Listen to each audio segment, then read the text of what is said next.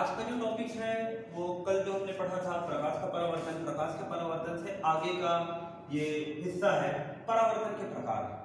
परावर्तन के प्रकार का तात्पर्य है कि परावर्तन कितने प्रकार से होता है, इसके जो प्रकार है, इसका जो टाइप्स है, इसका जो क्लासिफिकेशन होता है उसका आधार है सतह के ऊपर।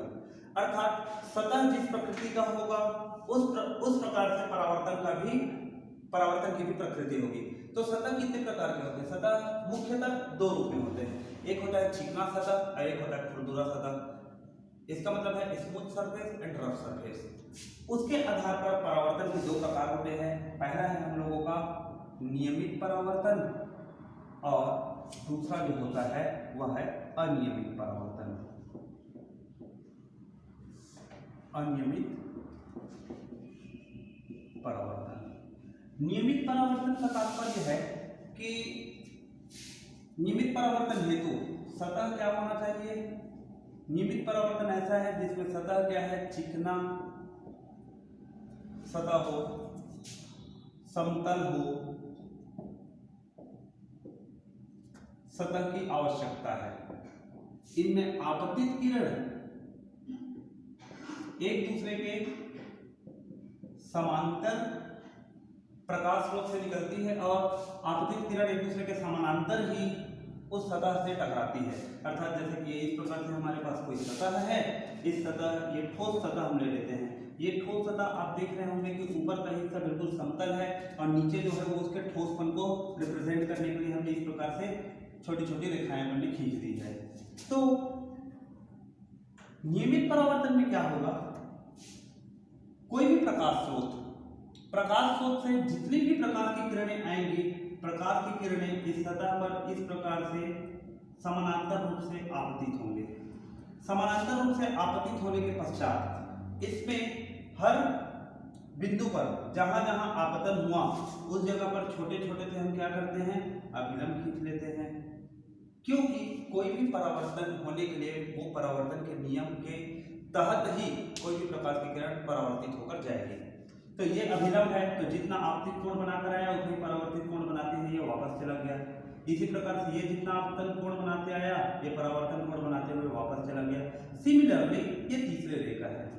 तो इस प्रकार के परावर्तन में हम देखते हैं कि यदि यहाँ पर जैसे तीन प्रकाश की किरणें आपतित हो रही है एक दूसरे के समानांतर, तो उनकी परावर्तित जो तीनों किरणें हैं वो भी एक दूसरे के क्या है? हमारी समानांतर है। तो इस प्रकार का जो परावर्तन होता है वो हमारा नियमित परावर्तन कहलाता है। मगर अनियमित परावर्तन में क्या है? अनियमित परावर्तन के लिए कि इसका सतह जो है, सतह का नेचर होगा खुरदुरा। खुरदुरा अर्थात होता है रफ सरफेस। खुरदुरा होना चाहिए। जरूरी नहीं है कि वो पूर्ण रूप से समतल हो, वो असमतल भी हो सकता है या ऊंच नीच से भरा हुआ भी, ऊंच नीच से भरा हुआ सतह हो सकता है।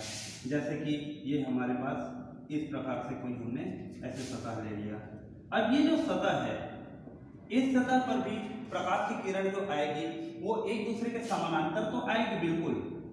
प्रकाश की जो किरण है आपतित किरण समानांतर होंगे, मगर परावर्तित किरण अर्थात इन आपतन ये जो जितनी भी किरणें जो आपतित हुई हैं ये किरण किस रूप में परावर्तित होकर जाएंगी वो किससे डिसाइड होगा? फिर से पुनः हम परावर्तन के नियम को फॉलो करेंगे। परावर्तन का नियम ये कहता है कि जिस भी बिंदु पर आपतित किरण टकराए उस आपतन बिंदु पर उस सतह के लंबवत दिशा में हमेशा क्या करना चाहिए? एक अभिलंब खींच लेना चाहिए। इस तरीके से ये अभिलंब हमने खींच लिया। यहाँ अभिलंब आपको थोड़े आड़े तिरछे से जरूर दिखाई दे रहे हैं, क्योंकि समतल की प्रकृति यहाँ समतल इस प्रकृति का है, इस जगह पे समतल इस प्रकृति का है, यहाँ समतल इस प्रकृति का है। तो अभिलंब सतह में जो समतल रेखा जो खींची जाती है उसके परितः ही खींचा जाता है। अब देखेंगे कि ये जितने भी हमने अभिलंब जो खींचे हैं, इन अभिलंब पे ये जितना आपतन कोण बनाते आया उतना ही परावर्तन कोण बनाते हुए ये वापस चला जाएगा। ये जितना आपतन कोण बनाते आया उतना ही परावर्तन कोण बनाते, ये प्रकाश की किरण इधर से निकल गई। सिमिलरली ये तीसरा जो किरण है इसका परावर्तित किरण इस तरीके से निकल गया। अब आप देखेंगे कि इसमें ये तीनों जो किरणें हैं, ये तीनों किरणें आपतित किरण है जो कि एक दूसरे के समानांतर है, मगर इन तीनों की जो परावर्तित किरण है ये तीनों एक दूसरे के समानांतर नहीं है, तो ये अनियमित परावर्तन कहलाता है। तो नियमित और अनियमित परावर्तन का तात्पर्य यही है कि ऐसा परावर्तन जो चिकने या समतल सतह पर हो और जिसमें प्रकाश की किरणें आपतित किरण एक दूसरे के समानांतर हो और उसी प्रकार से परावर्तित किरणें भी एक दूसरे के समानांतर हो, ऐसे परावर्तन को हम नियमित परावर्तन कहते हैं। जबकि अनियमित परावर्तन किस पर होता है, ये खुरदुरा सतह या ऊंच नीच वाले जगह पर होता है, रफ सरफेस पर होता है। इसमें आपतित किरण तो एक दूसरे के समानांतर आपतित होती हैं, जिस बिंदु पर टकराते हैं वहां अभिलंब खींचने के पश्चात जब परावर्तन का नियम लगाएंगे तो हम देखते हैं कि इसमें से जितने भी प्रकाश की किरणें हैं ये प्रकाश की किरण अपने परावर्तन के नियम को फॉलो करते हुए जब ये बाहर जाते हैं तो ये एक दूसरे के समानांतर नहीं होते। इसमें एक और महत्वपूर्ण चीज है कि नियमित परावर्तन जितने दुनिया में जितने भी प्रतिबिंब की रचना होती है मूल रूप से वो प्रतिबिंब की रचना नियमित परावर्तन के कारण होती है, अर्थात परावर्तन के कारण जो प्रतिबिंब की रचना होती है। अपवर्तन से भी प्रतिबिंब की रचना होती है, हम उसे लेंस वाले टॉपिक में आगे के सेक्शन में देखेंगे। अनियमित परावर्तन के कारण कोई भी प्रतिबिंब का निर्माण नहीं होता। नियमित परावर्तन के कुछ और नाम हैं, हालांकि ये इंग्लिश नेम है, मगर कभी कभी कॉम्पिटिटिव एग्जाम में उन इंग्लिश नेम को भी देवनागरी लिपि में हिंदी में ही लिखकर दे दिया जाता है, मगर उनके मीनिंग इंग्लिश में ही रहते हैं। तो नियमित परावर्तन को बोला जाता है रेगुलर रिफ्लेक्शन। इसी रेगुलर का दूसरा नाम है specular reflection, SPECULAR, specular reflection. अनियमित परावर्तन को बोला जाता है इरेगुलर रिफ्लेक्शन और इसका एक दूसरा नाम है diffused reflection, DIFFUSED, diffused reflection. जैसे नियमित परावर्तन के उदाहरण आप देखते होंगे, जैसे कि हम अपना चेहरा किसी दर्पण में देखते हैं, दर्पण का सतह चिकना होता है, परावर्तन भी उसमें नियमित परावर्तन होता है और हमारे चेहरे की जो प्रतिबिंब होती है वो जिस कारण से बन रहा है, जिस घटना कारण बन रहा है वो नियमित परावर्तन है। मगर अनियमित परावर्तन का उदाहरण आप कहाँ देखेंगे, जैसे कि सूर्य का प्रकाश जब धूल कण से टकराते हैं तो धूल कण का जो दिखाई देना होता है और उसके कारण प्रकाश जो थोड़े थोड़े से फैलते हैं वो आपका अनियमित परावर्तन के कारण है। चांद की सतह को हम देखते हैं तो चांद की सतह को जनरली हम देखते हैं तो वो कभी हमको प्लेन दिखाई नहीं देता, वो हमको कर्व रूप में दिखाई देता है, जिस आकृति में चांद है वास्तव में। तो चांद का सतह कैसा है, खुरदुरा सतह है, ऊंच नीच उच्चावच भरा हुआ सतह है, इसलिए सूर्य की प्रकाश जब उसमें पड़ती है तो उसमें से रिफ्लेक्शन इवन रिफ्लेक्शन नहीं होता, अर्थात समरूप में परावर्तन नहीं होता, अनियमित परावर्तन होता है। तो चांद का सतह को देखना या किसी भी क्षुद्रग्रह की सतह को यदि हम देखते हैं तो वो अनियमित परावर्तन के कारण होता है। ये ऐसे कुछ उदाहरण हैं, जैसे कि एक बार स्टेट फॉरेस्ट सर्विस एग्जाम 2016 में ये क्वेश्चन पूछा गया था कि सूर्य के प्रकाश का धूल कण के द्वारा जो परावर्तन होता है वो परावर्तन किस प्रकार का है, और उसमें ये बिल्कुल नाम था आपके पास में स्पेकुलर रिफ्लेक्शन एक ऑप्शन था, एक ऑप्शन रेगुलर रिफ्लेक्शन था, एक ऑप्शन डिफ्यूज रिफ्लेक्शन था। तो हमें ये चीज पता होना चाहिए कि इनका हिंदी और इंग्लिश दोनों नाम क्या है। तो उसका सही उत्तर होता है डिफ्यूज रिफ्लेक्शन, कि सूर्य के प्रकाश का धूल कण के द्वारा जो परावर्तन होने की घटना होती है वो घटना डिफ्यूज रिफ्लेक्शन है। हम सामान्यतः इसको ऐसे भी देखते हैं कि एक जब बंद कमरे में हम रहते हैं और सूर्य की किरण जब किसी छोटे से रोशनदान से जब कमरे के अंदर प्रवेश करती है तो सूर्य की किरण के बीच में हम बहुत सारे धूल कण को उड़ते हुए दिखाई देता है हमको। ये धूल कण का जो दिखाई देना है वो प्रकाश के परावर्तन के कारण होता है, और ये परावर्तन भी आपका अनियमित परावर्तन या डिफ्यूज्ड रिफ्लेक्शन का एक उदाहरण है। तो ये रिफ्लेक्शन ऑफ लाइट में परावर्तन के प्रकार के बारे में हुआ। अब परावर्तन के प्रकार के बाद तुरंत हमारा जो अगला जो टॉपिक है वो टॉपिक है दर्पण। दर्पण क्या होता है, दर्पण के प्रकार क्या हैं और दर्पण कार्य कैसे करता है। क्या हम दर्पण में जब वर्क लेते हैं या दर्पण के जब कार्य प्रणाली को हम समझने का प्रयास करते हैं तो उसमें प्रकाश के परावर्तन के नियम किस रूप में लागू होते हैं, हमें उसके ऊपर बात करना है। तो यहाँ जो टॉपिक है, यहाँ जो बात है वो आता है अब किसके ऊपर, मिरर के ऊपर। मिरर अर्थात होता है दर्पण। तो दर्पण वस्तुतः है क्या, दर्पण एक प्रकाशीय यंत्र है जो कि प्रकाश के परावर्तन के सिद्धांत के अनुसार कार्य करता है, एवं जितने भी प्रकाश की किरणें इसमें आपतित होती हैं, उन आपतित प्रकाश की किरण को परावर्तित करके प्रतिबिंब निर्माण का काम करती है। सो दर्पण या मिरर, इसके प्रकार क्या क्या हैं? इसके प्रकार मूल रूप से दो हैं। पहला है हमारा समतल दर्पण प्लेन मिरर, और दूसरा होता है गोलीय दर्पण। गोलीय दर्पण के पुनः दो रूप होते हैं, अवतल एवं उत्तल। वो अगले क्लास में हम देखेंगे इसके ऊपर बात। आज का जो टॉपिक हम लोगों का समतल दर्पण के ऊपर है। तो समतल दर्पण क्या है? समतल दर्पण अर्थात प्लेन मिरर। प्लेन मिरर, पहले हम इसकी रचना देखेंगे, संरचना के प्लेन मिरर बनता कैसे है। प्लेन मिरर बनने के बाद हम इसके ऊपर बात करेंगे कि प्लेन मिरर में प्रतिबिंब की रचना कैसी होती है, और जो प्रतिबिंब बनता है उस प्रतिबिंब की प्रकृति क्या है, उसकी खासियत क्या है, और समतल दर्पण का उपयोग क्या होता है। सो समतल दर्पण या प्लेन मिरर की जब हम बात करते हैं, तो अभी अब मैं गोली शब्द को यहाँ मिटा रहा हूँ, क्योंकि हमें अभी केवल और केवल समतल दर्पण के ऊपर चर्चा करना है। समतल दर्पण बनता कैसे है? समतल दर्पण मुख्य रूप से देखा जाए तो कांच से बनता है। कोई भी दर्पण वो कांच से ही बनता है, मगर अब की स्थिति ऐसी आ गई है कि स्टील से या टिन प्लेटेड जो मेटल शीट होते हैं उनसे भी दर्पण बनाए जा रहे हैं, क्योंकि दर्पण के लिए मुख्य रूप से जो आवश्यकता है, किसी चीज की जो जरूरत है, वो जरूरत सिर्फ और सिर्फ एक रिफ्लेक्टिंग सरफेस की है, परावर्तक सतह की आवश्यकता होती है। उस परावर्तक सतह को हम किस रूप में संरक्षित करके रखते हैं, वो रूप और वो जो संरचना है, वही संरचना हमारा दर्पण कहलाता है। तो यहाँ उसको संरक्षित रखने के लिए हम सर्वप्रथम क्या करते हैं, जब समतल दर्पण की हम बात करते हैं, तो समतल दर्पण में पहला जो बिंदु हम इसकी बात है वो है संरचना। समतल दर्पण की संरचना क्या है? समतल दर्पण की संरचना में हम ये लेते हैं कि हमारे पास हमने ये जो मैंने एक रेखा खींची, एक लाइन, ये लाइन किस चीज को इंगित कर रहा है? ये कांच है, प्लेन ग्लास है, ये फ्लिंट ग्लास है। फ्लिंट ग्लास और क्राउन ग्लास दो प्रकार के ग्लास होते हैं। जो जितने भी रंगीन कांच होते हैं वो क्राउन ग्लास कहलाते हैं, और जितने भी साधारण पानी के रंग का, क्योंकि पानी का कोई रंग नहीं होता इसलिए मैंने पानी शब्द का इस्तेमाल किया है, पानी के जैसा जो कांच होता है वो हम लोग का फ्लिंट ग्लास कहलाता है। तो ये जो ग्लास है, ये जो कांच का टुकड़ा है, इस कांच के टुकड़े से यदि कोई व्यक्ति यहाँ खड़ा है और वो एक व्यक्ति इधर खड़ा है, एक दूसरे को वो देख सकते हैं, अर्थात इसमें से प्रकाश की किरण जो जा रही है वो इस ग्लास को, इस कांच को पार करके दूसरी दिशा की ओर चली गई। परावर्तन जैसा कोई घटना हुआ ही नहीं, क्योंकि परावर्तन होने के लिए यहाँ एक परावर्तक सतह की आवश्यकता है। तो किसी भी दर्पण पे जो परावर्तक सतह होता है, वो परावर्तक सतह, ये दर्पण है, ये कांच है, इस कांच पर जब हमने क्या किया, एक परावर्तक सतह लगाया, तो ये हरे रंग की जो रेखाएं जो आपको दिखाई दे रही है, ये परावर्तक सतह है, अर्थात रिफ्लेक्टिंग सरफेस।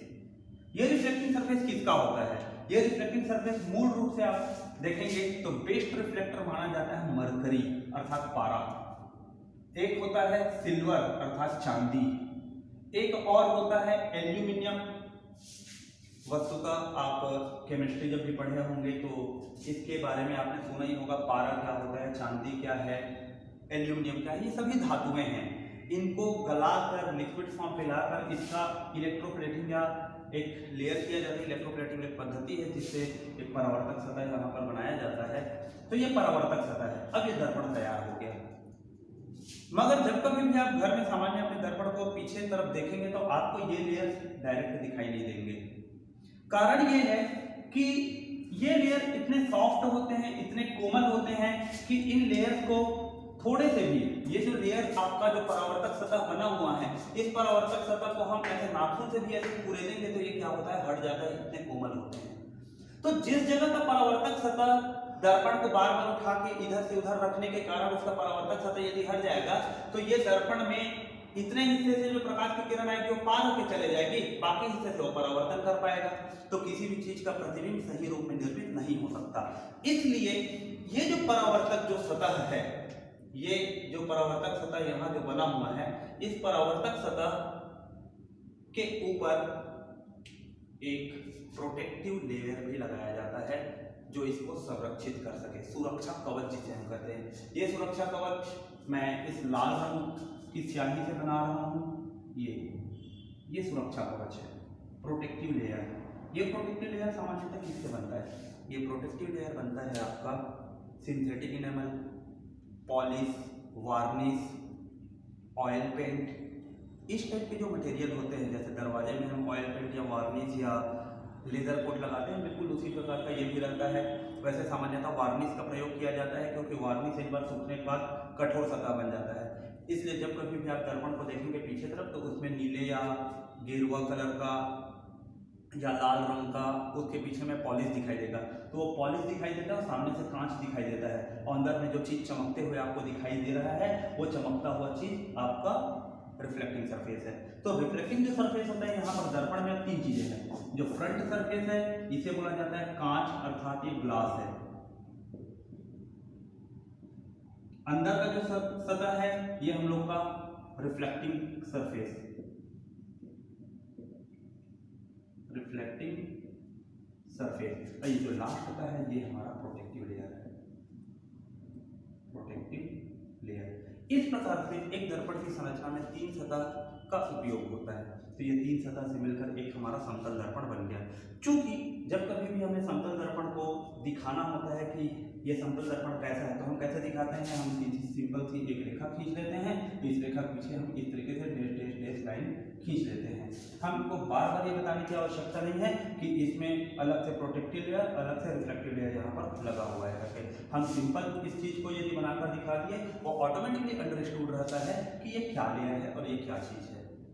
अब जो महत्वपूर्ण मुद्दा आता है कि दर्पण में प्रतिबिंब का निर्माण कैसे होता है, उसकी घटना क्या है, उसका रूल क्या है, किस प्रकार से इसमें प्रतिबिंब का निर्माण होता है। तो प्रतिबिंब निर्माण होते के लिए जो स्थिति है उसको अब हम पुनः एक टॉपिक में देखते हैं, समतल दर्पण के द्वारा प्रतिबिंब रचना।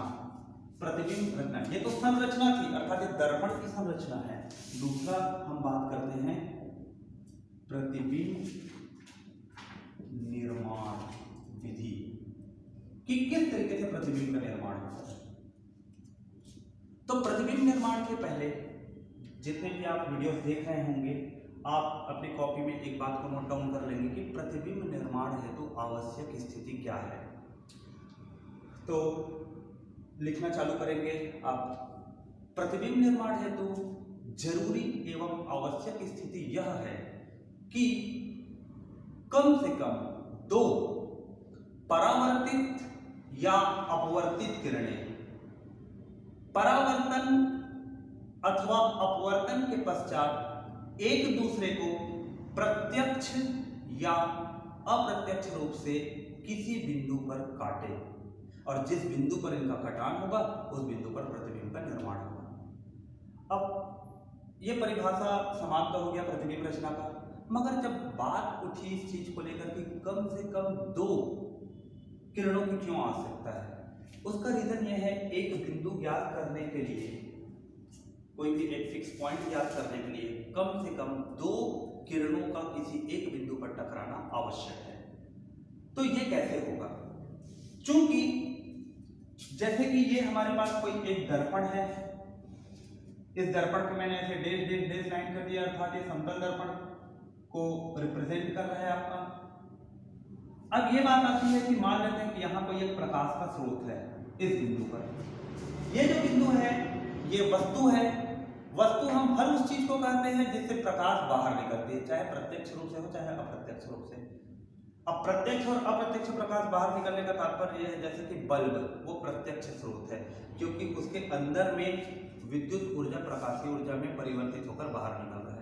लेकिन जैसे कि आप किसी दूसरे वस्तु को देखते हैं, आपने ब्लैक बोर्ड को देखा, आप चेयर को देखते हैं, आप दीवार को देखते हैं, ये प्रकाश के अप्रत्यक्ष स्रोत हैं क्योंकि ये इनके खुद के प्रकाश नहीं होते, ये बाहर कहीं से जो प्रकाश आता है उसे परावर्तित करते हैं। मगर चूंकि प्रकाश तो उस दीवार से बाहर निकल के आ रहा है तो इसलिए वो प्रकाश का स्रोत हुआ, इसलिए वो वस्तु हुआ। मगर प्रकाश चूंकि वो खुद से जनरेट नहीं कर रहा है, इसलिए ऐसी वस्तुएं प्रकाश के अप्रत्यक्ष स्रोत के रूप में जाने जाते हैं। अब बात करते हैं कि ये वस्तु है, इस वस्तु से यदि देखा जाए तो 360 डिग्री में संपूर्ण गोलाकार रूप में सभी दिशाओं में प्रकाश की किरणें बाहर निकलेंगी। मगर प्रतिबिंब निर्माण के लिए या उस विधि को समझने के लिए हमें केवल कम से कम 2 प्रकाश किरणों की आवश्यकता होगी। तो हम ये मान लेते हैं कि इस बिंदु से, इस प्रकाश के स्रोत से, इस वस्तु से कम 2 प्रकाश की किरणें ऐसे निकल रही है जो कि इस दर्पण को जाकर टकराए। क्योंकि जब तक दर्पण से टकराएगा नहीं तब तक परावर्तन होगा नहीं, परावर्तन नहीं होगा तब तक प्रतिबिंब का निर्माण नहीं होगा।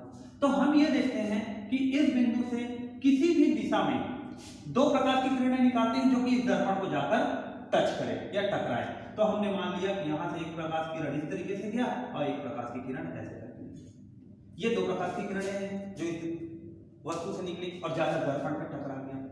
टकराने के उपरांत जिस बिंदु पर ये टकराएंगे उस बिंदु पर अभी अब अपने को परावर्तन के नियम के साथ क्या करना होगा, अभिलंब की रचना करनी होगी। तो अभिलंब की रचना हम कैसे करेंगे, ये जो बिंदु अपने को मिला इन बिंदुओं पर हमने एक इस तरीके से अभिलंब खींच दिया।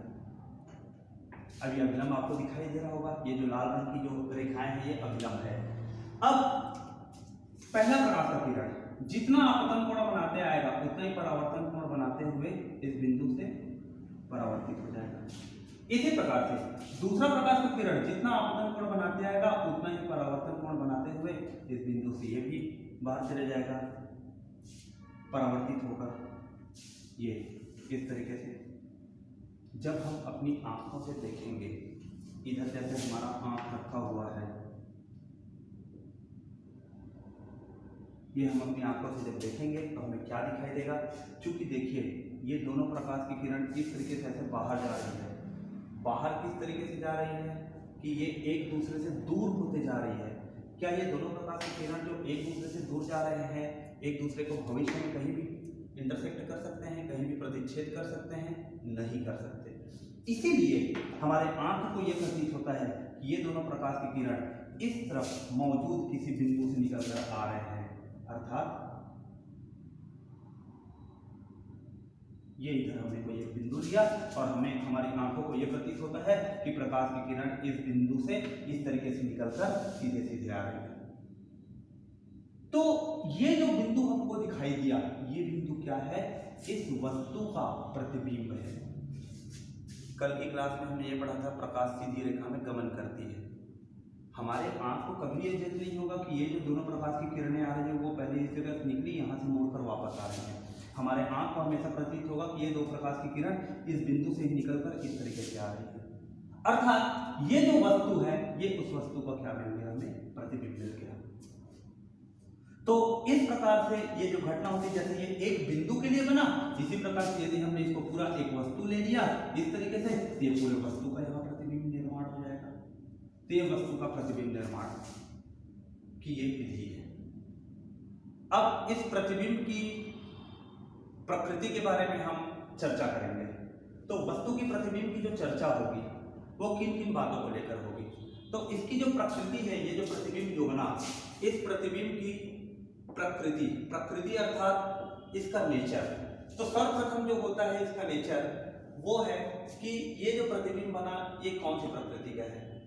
हमें ये देखना होगा कि ये दोनों प्रकाश की किरणें जो एक दूसरे को इस बिंदु पर काट रहे हैं जिसके कारण प्रतिबिंब का निर्माण हुआ, क्या ये दोनों प्रत्यक्ष प्रकाश की किरण है?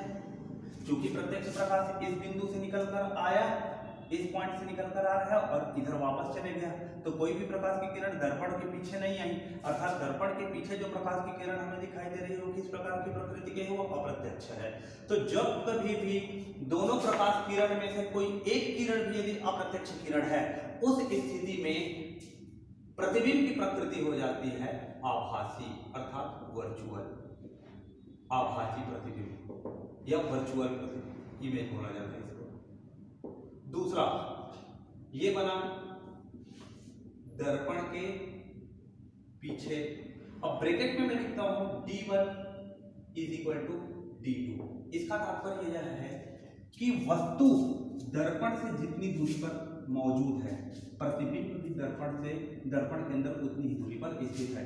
ये D1 है अर्थात वस्तु की दर्पण से दूरी, और ये D2 है प्रतिबिंब की दर्पण से दूरी। तो यह कहलाता है कि प्रतिबिंब की स्थिति दर्पण के पीछे है, मगर ये कितनी दूरी पर बनेगा, वस्तु जितनी दूरी पर दर्पण के सामने रखी हुई है, प्रतिबिंब भी दर्पण से उतने ही अंदर बनेगा, उतनी ही दूरी पर अंदर बनेगा। तो D1 = D2।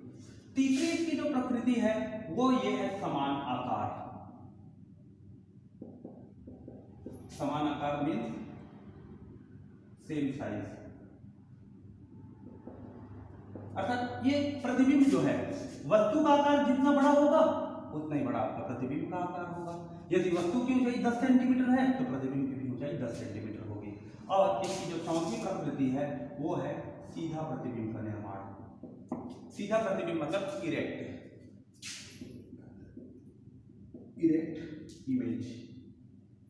इसका तात्पर्य यह है कि यदि वस्तु को हमने सीधा रखा इस तरीके से तो प्रतिबिंब भी हमारे बिल्कुल सीधे सीधे बन रहे हैं। तो ये समतल दर्पण की संरचना क्या होती है, समतल दर्पण के द्वारा प्रतिबिंब रचना की विधि क्या है, और जो प्रतिबिंब का निर्माण हुआ उस प्रतिबिंब की प्रकृति क्या है, ये इस क्लास का ये टॉपिक था। यदि इसमें किसी भी प्रकार की आपको कोई भी डाउट आते हैं तो आप नीचे कमेंट कर सकते हैं, और प्लीज़ एक बार चैनल को आप लाइक एंड सब्सक्राइब कर दीजिएगा।